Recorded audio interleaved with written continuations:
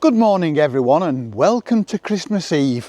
Molly and I have come out fairly early and it's a mild morning. It's very still. It's quite wild, it's quite almost warm, a funny Christmas. But we're enjoying it. There's quite a few people out. There's a little bit of Christmas spirit in the air, not as much as usual, but like most places across the globe, everybody's had a bit of a battering this year, one way or another. So you have to drag it up for one day of the year. I know not everybody celebrates it, and that's fair enough. But for anybody who's celebrating it, or just not celebrating it and having a normal day, we hope you can just drag up some goodwill and some feel good today. Because we will, we always do. We're going to have a bit of a walk this morning, not too long, then we're going to go back and have a nice quiet day. I've got a bit of something special for you. I hope you enjoy. So we're just going to carry on with our walk now. It's quiet. I'm just looking over, there's a beech tree with some leaves onto my left. You can see them fluttering about in whatever breeze there is. Molly's behind me. She's catching up now. She's in good spirits today. She's in a good mood. So we'll carry on and we'll see you back home in a bit.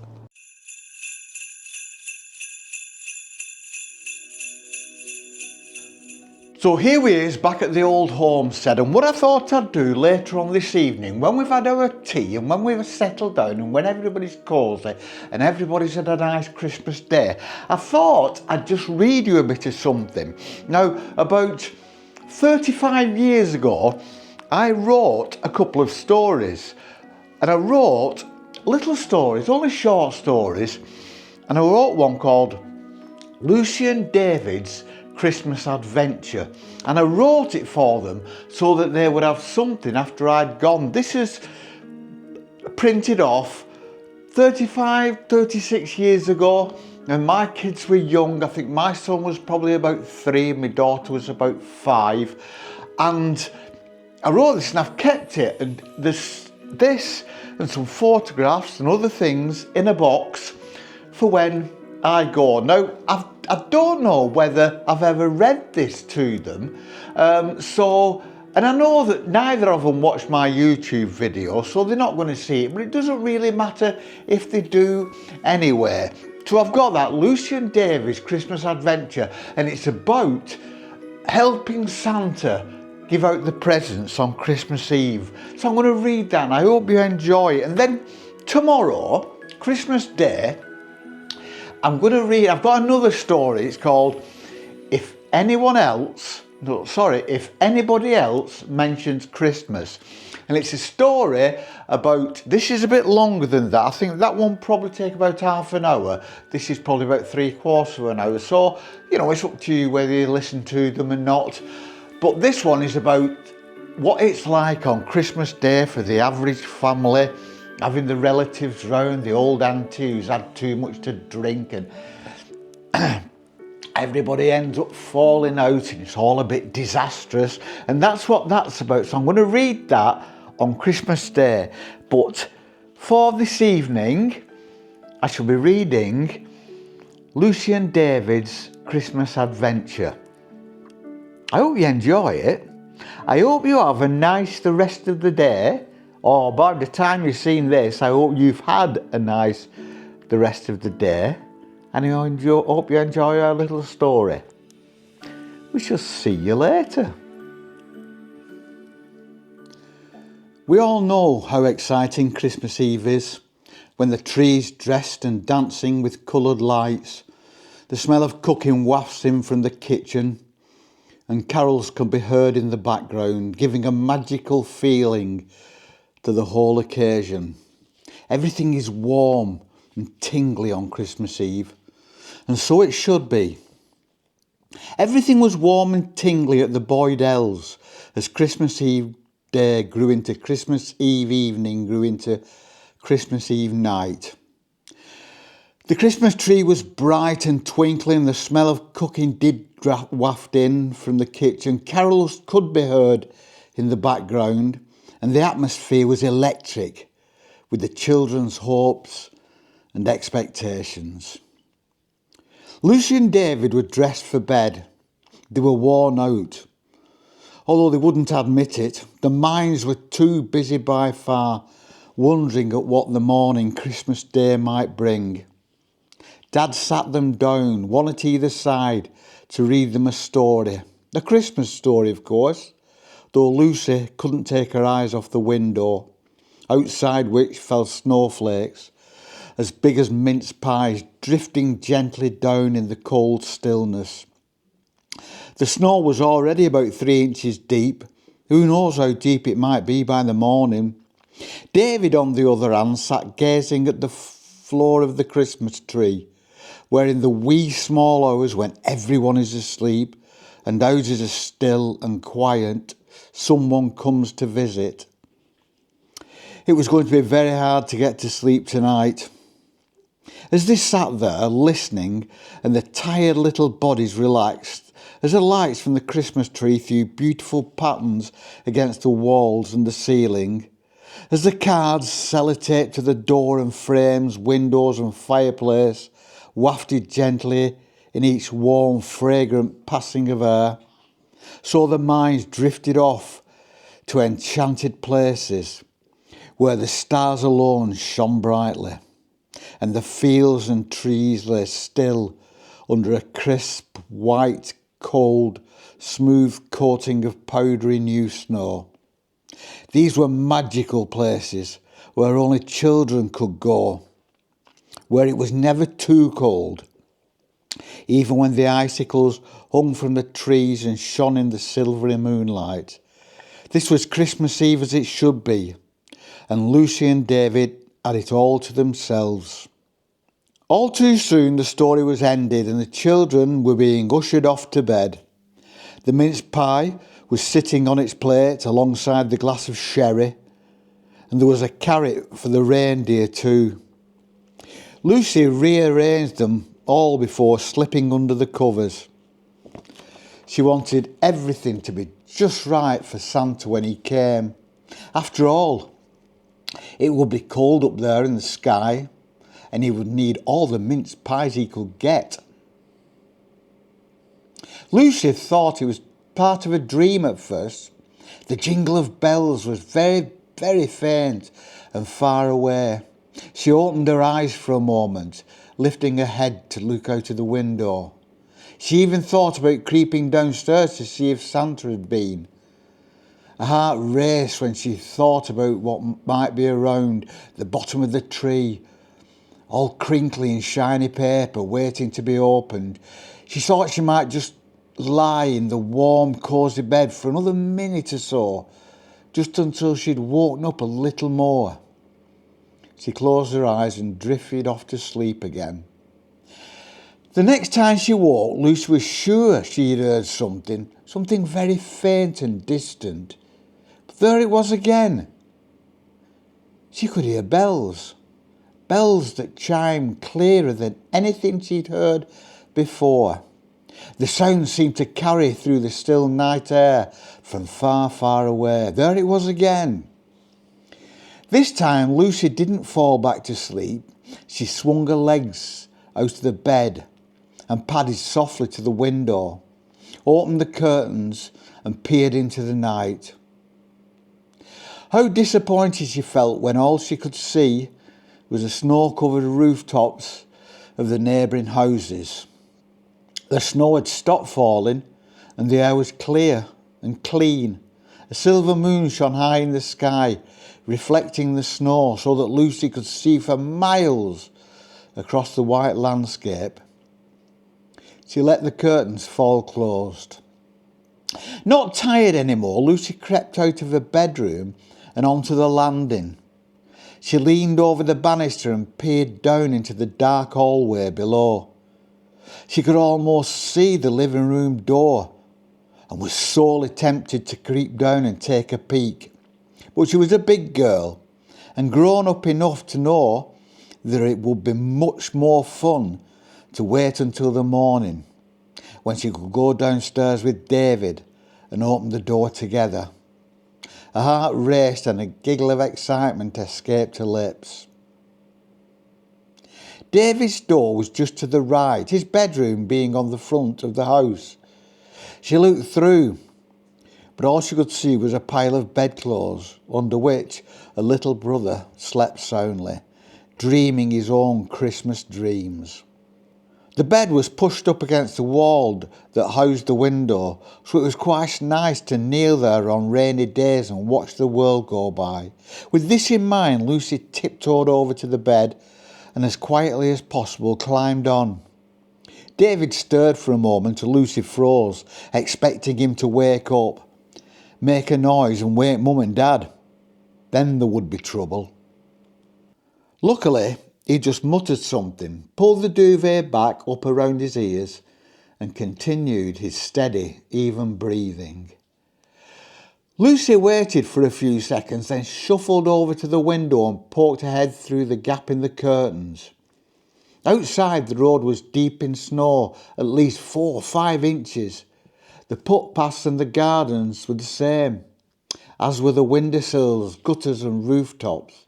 Everything was still and quiet. Not a footprint or tyre track spoiled the scene that was lit brightly by both the moon and the orange street lights. Looking left towards the end of the road, the place where the street lights ended and the fields began, Lucy had to strain her eyes, at least until they became accustomed to the darkness beyond. The darkness that, once she was used to it, wasn't dark at all. It was silver and blue and black, just like one of the cars that hung downstairs. It was just that, a scene from a Christmas card. Fields rolling away into the distance, trees heavy and drooping under the weight of so much snow. There were sharp lines where the land met the blue of the sky beyond, and the sky itself was almost too beautiful to be real. Stars shone like brilliant pinpricks, and the moon, hidden now behind the roof of the house, cast shadows against the snow, just like the sun during the day. Lucy knelt there for what seemed like hours, happily staring out at the landscape, pleased to be making the excitement of the Christmas Eve last as long as she could. She was about to close the curtains and go back to bed when she thought she heard the sound again, the tinkling, jingling of tiny bells. It could have been coming from anywhere, but Lucy had the distinct impression it was coming from somewhere in the fields. Far away, but not too far away, about as far as it was to Victoria's house, which was only up the street, not far at all, if you were on your bike and pedalling hard. She heard it again and again, only now she could hear something else as well, a voice, low and muffled. Then it stopped, and everything was quiet again, as if nothing had ever happened. But Lucy knew what she'd heard, and she stayed where she was, a breath misting the window as she stared out into the night. Her knees were beginning to ache, and Lucy decided to go back to her own room and try to get some sleep. After all, it would be Christmas Day in a few hours. She turned her face from the window and left the curtain fall closed. Then, as she prepared to climb off the bed, the sound came again. She sprang to the glass at once, brushing against David as she did so. He half woke and began to moan and talk sleepily. "Shh," said Lucy with a finger to her lips. Then, without waiting to see if he would shush, she went back to the window and peered excitedly out. Lucy's eyes scanned the fields back and forth until they became sore and itchy. There was nothing to see but the glistening snow, and nothing moved. Not even the few strands of tall grass that managed to poke out through the snow. But wait a minute. What was that moving just to the side of a gentle rise, some 200-300 metres away? Gone. No, there it was again. Something red bobbed up, then disappeared, then reappeared, and then it was gone again. The bells jingled again and Lucy could see another movement. From this distance and in the poor light, it looked like a line of perhaps 4 or 5 horses. But she couldn't be sure. It was so difficult to tell. They were so tiny and almost hidden by the snow-covered rise.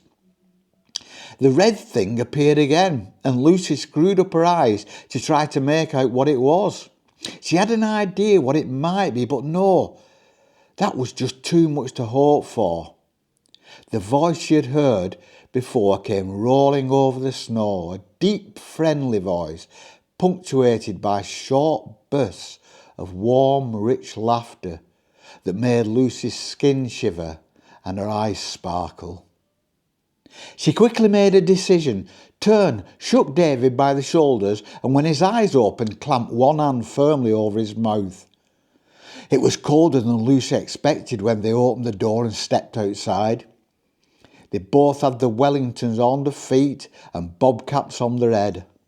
David was wrapped in a scarf and had his thickest coat on.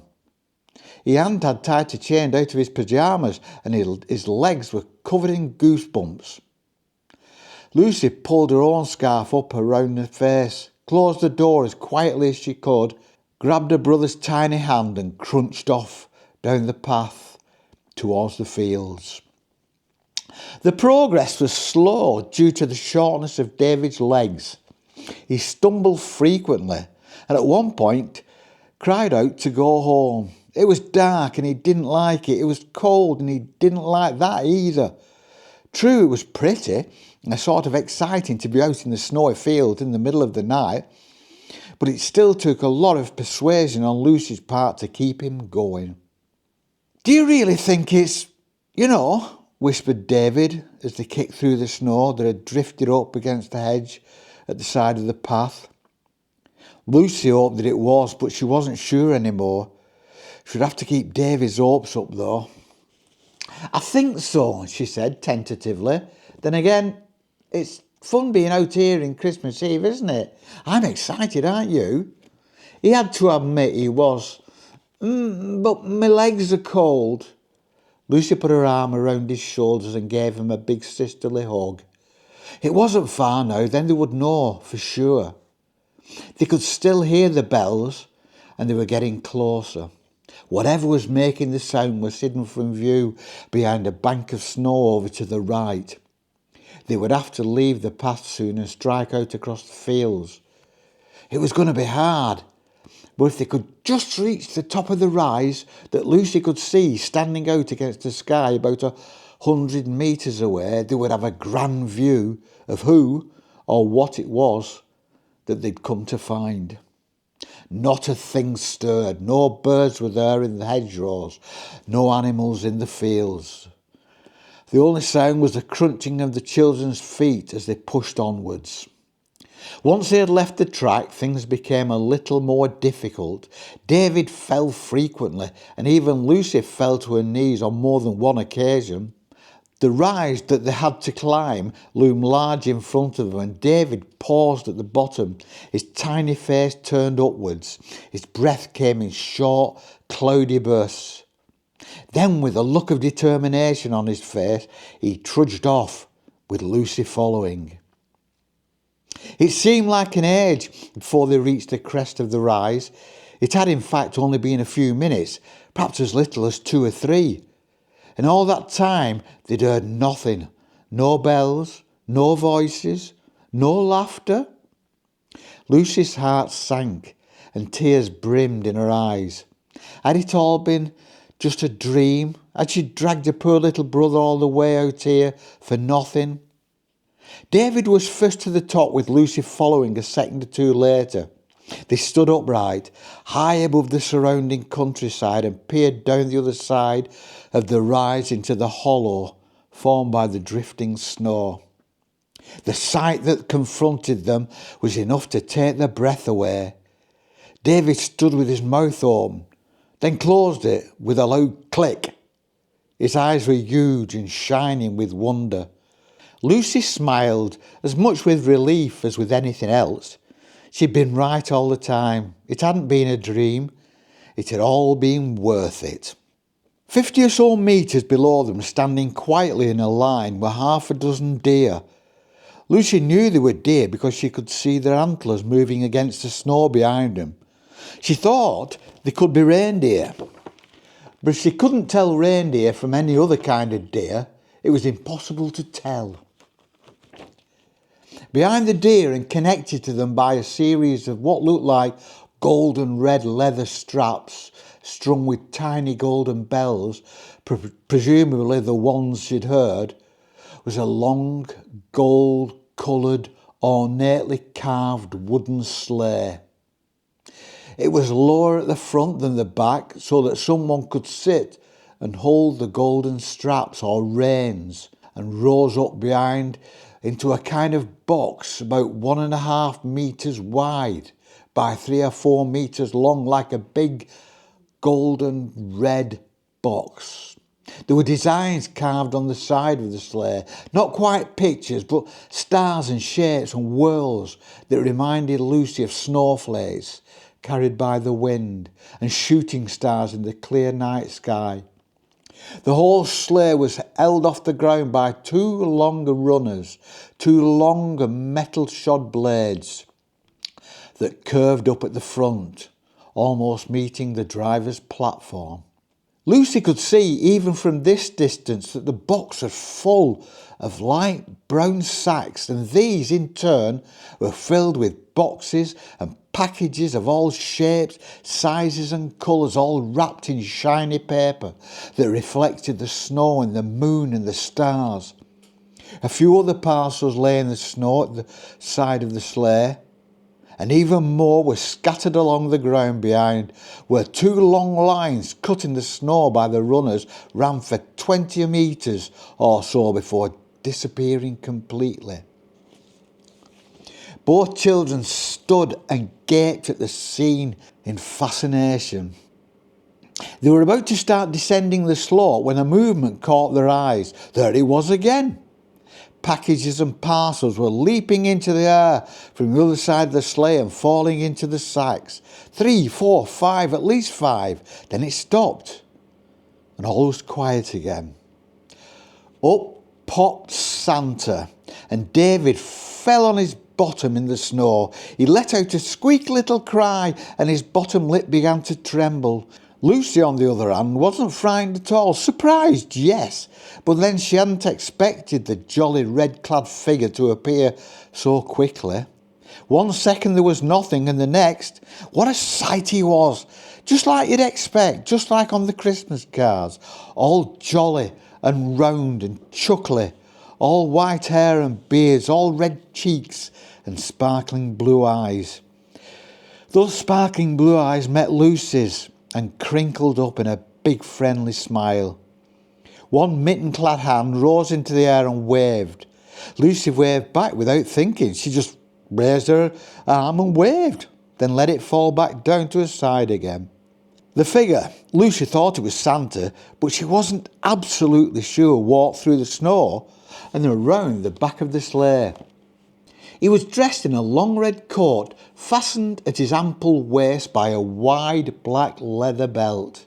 His trousers were red too, and tucked into a pair of black boots that came almost to his knees. He had a fur-trimmed white hat with a white bobble, and his coat was trimmed with the same white fur. He came round the side of the sleigh, raised his hand and beckoned them to join him. Now Lucy was a clever girl and knew that she should not talk to strangers, especially not in the middle of the fields in the middle of the night. But she had a feeling, a kind of warm, fuzzy feeling. She knew they would be safe, and so she grabbed David's hand, hauled him to his feet, and with his mouth open and closing like a fish, pulled him towards the sleigh. The reindeer turned to look at them as the children grew close. They shuffled their hooves and blew air from their nostrils. "Donner, Blitz and Prancer, Dancer," said the man in a firm but gentle voice. The children turned to face him. He was quite big, about as big as the dad, but rounder. Not fat, you couldn't say he was fat, more like just lots of jolliness and roundness and jolliness and warmth. Lucy opened her mouth. "Are you?" she managed. He nodded his head and smiled. "I'm," Lucy started. "Lucy Boydell," he interrupted, "and this little chap is David. Hello, David." David just stood there with his eyes like saucers, not able to say anything. Santa went on. "I'm sorry I forwoke you. All the children should be asleep tonight, you know, fast asleep. Then I can get on with the job of delivering this lot." He pointed to the presents. For presents they were, piled in the back of the sleigh. Rudolph, he's the one at the front with the red shiny nose, decided to have a sneezing fit up there. He pointed up into the sky, where a shooting star was just leaving its silvery trail. And wouldn't you know it, out fell a sack full of presents, all the way back to Culture they were. We managed to find them all. These are the last. I think he waved his hands in the direction of the few parcels lying half buried in the snow behind the sleigh. "Once I gather these together, I can get on. Time's running short, you know. The truth of the matter is, I could use an extra pair of hands. A few extras, in fact. If only the elves were here. Then we could..." Santa broke off and looked down at the children. He dropped onto his haunches and clasped his hands in front of him. There was a twinkle in his eyes. He said, "How would you like to help old Santa deliver the presents? I really need a lift, you know. If I don't visit all the girls and boys before daylight, well, I just don't know what will happen." Lucy couldn't speak, but David could. He jumped up and down in the snow. "Yes, yes, yes," he shouted. And "Please, can I, please?" Santa put one finger against his lips and David fell silent. He pointed in the direction of the houses, even though they were out of sight beyond the snow-covered drifts and hedgerows. The sound of voices could carry, especially on a still night like this, and he didn't want to wake any more children. He put his arms around the shoulders. "Come on," he said, "let's pick up the rest of these presents. Then we can be on our way." They couldn't wait. David dashed about, excitedly grasping presents out of the snow and taking them back to the sleigh. He never once took his eyes off Santa, as if to do so might bring everything to an end, like waking up halfway through a dream. Lucy too rushed about, picking packages and boxes off the ground. They felt wonderful in her hands, and she couldn't help squeezing and shaking them, trying to guess what was inside. A doll, perhaps? Or a train? Some chocolates? A toy aeroplane? It was all such fantastic, magical fun. Pretty soon the sleigh was full and Santa was helping Lucy and David up onto the driver's seat. Lucy sat at one side, then Santa in the middle, clutching the reins, and David at the other side, his little legs swinging in mid-air. Lucy turned to look at the sleigh behind them. It looked wonderful. There was hardly an inch of space that was not filled with wrapping paper, gold, red, green, silver, every colour of the rainbow. Beyond the sleigh, the landscape lay still and silent, as if waiting for something to happen. The smooth white rolling fields surrounded them. Nothing moved, and the deep, dark, blue-black sky hung above them like a huge, star-covered blanket. Lucy was still looking round when the sleigh lurched forward, nearly sending her rolling backwards out of her seat. She heard David shout out with excitement. The leather reins cracked as Santa urged on the reindeer, and the rush of snow was under the sleigh's runners. They were off. The reindeer hauled hard, each swaying its flanks with effort as the sleigh began to skid across the snow. Soon they gathered momentum and fell into an easy rhythm, cantering effortlessly, gathering speed until they rushed along at a breathtaking rate. David gripped the sides of the sleigh with one hand and Santa's arm with the other. His heart pounded as the landscape first rolled, then flew past in a blur. He could see the street lights of Lee ahead of them, a long way off, but still clear and sharp. The reindeer's hooves kicked snow up into his face, the nearest one being only a metre or two in front of them. He closed his eyes tight as they rocketed towards the bank of snow, waiting to be catapulted out of his seat. On the other side of the sleigh, Lucy laughed out loud. The air rushed through her hair and the sound of the runners thundered in her ears. Santa cracked the reins once more and everything went white. First the reindeer, then the sleigh with Santa, Lucy and David aboard lifted off the ground and climbed into the night sky, banking gracefully to the left as they did so. Lucy grabbed the side of the sleigh and with enormous willpower forced herself to look down. The fields were dropping away from them. Hedgerows and fences slipped by, growing smaller as they gained height. Pretty soon the world below was but a tiny model village. She could see street lights with houses lit up orange in the comforting glow.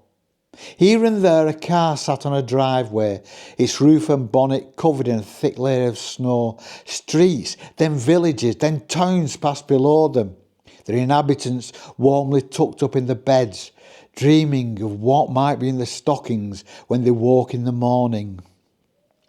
David looked to the horizon where the land met the sky and could see for miles and miles. He could see old towns and beyond the snow-covered Pennine Hills.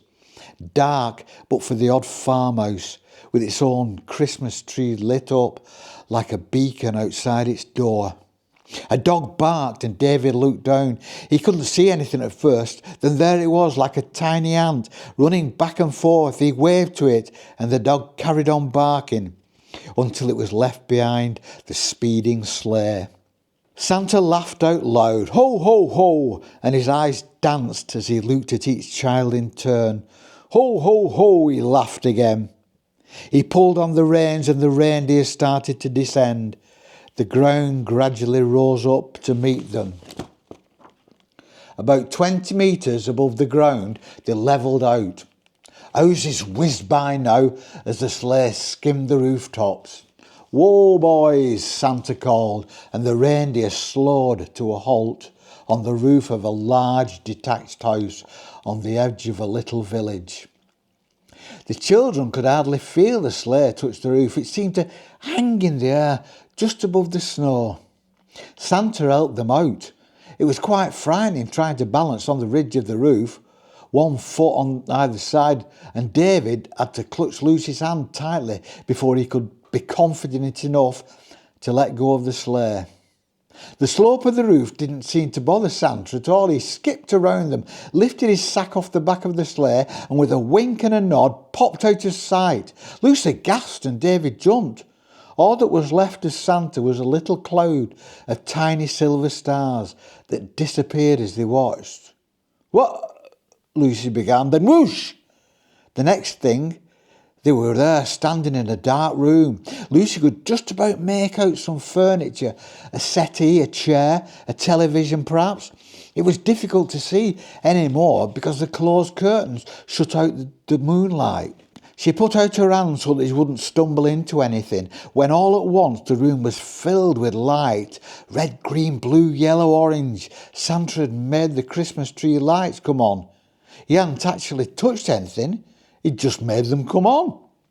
As the children watched, he began taking presents out of the sack and arranging them round the bottom of the tree. After a moment or two, he turned and motioned for Lucy and David to help. What fun they had! After Santa had let them help him put the presents around the tree, he took them upstairs where they had a quick peek in one of the bedrooms. A little dark-haired boy lay fast asleep in his Mickey Mouse pyjamas, a faint smile on his face. He was obviously dreaming about Santa and his reindeer. They left the house the same way they'd arrived, with a whoosh. After that, the magic really started. All night long they skimmed the rooftops and swooped around the sky, leaving a trail of silver stars behind them. Sometimes Lucy stayed with the reindeer on the roof while David and Santa delivered the presents. She stroked their necks and they nuzzled her face. Santa often brought a carrot back and Lucy would feed them in turn. Much later, as they flew over a range of small hills from one town to another, Lucy noticed that the sky on the horizon was lighter than it had been, and the stars were becoming very difficult to see. It would be morning soon, and Santa's task would be over for another year. She looked up at him and found he was looking down at her. He nodded his head in David's direction and Lucy bent forward to see around him at her brother. There he was, fast asleep with his head on Santa's arm. Better get him home, said Santa quietly. Lucy nodded. She was sad that the adventure was almost at an end, but she would always remember this night, and it made her feel sort of special.